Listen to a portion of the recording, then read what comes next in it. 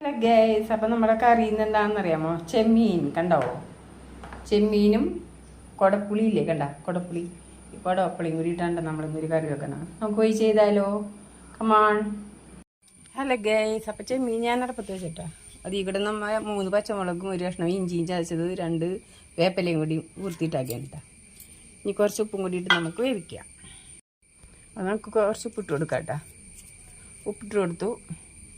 നമുക്ക് ഇവിടെ ഈ പുളിയുടെ പകുതി ഇതാണ്ട ഞാൻ അരിഞ്ഞെടുത്തിട്ടാക്കണം. അപ്പോൾ അതും കൂടി ഇട്ട് കൊടുക്കേണ്ട ഗൈസ്.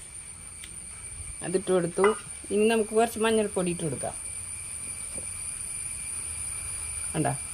ഇത്രയും മഞ്ഞൾപ്പൊടി. ഇനി കുറച്ച് മുളക് പൊടി കൂടി ഗൈസ്, നമുക്ക് കുറച്ച് മുളക് പൊടി ഇട്ട് കൊടുക്കാം കേട്ടോ ഗൈസ്. അപ്പം നമ്മുടെ ചെമ്മീനും പുളിയും മുളക് എന്ത് പാകമായിട്ടാണ് ഗൈസ്. അപ്പം നമുക്ക് തേങ്ങാരപ്പിട്ട് കൊടുക്കാം. ഇട്ട് കൊടുത്തിട്ടുണ്ട്. നമുക്കിനി ജാറ് വെച്ചിട്ട് നമുക്ക് ഇതിനകത്ത് വറവലിടാട്ടാ. അതിന് ചട്ടി ചൂടായിട്ടുണ്ട് ഗൈസ്. നമുക്ക് എണ്ണ ഒഴിക്കാം.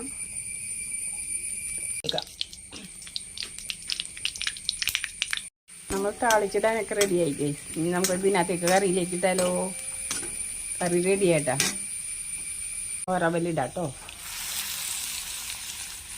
അപ്പോൾ കറി റെഡി. ചെമ്മീൻ കൊടപ്പുളി കറി റെഡി. നല്ല ടേസ്റ്റാണ് ഗൈസ്. ഇതുണ്ടാക്കി നോക്കണം എല്ലാവരും. അപ്പോൾ അടുത്തൊരു വീഡിയോയിൽ പാക്കലാം. അതുവരേക്കും ടാറ്റാ.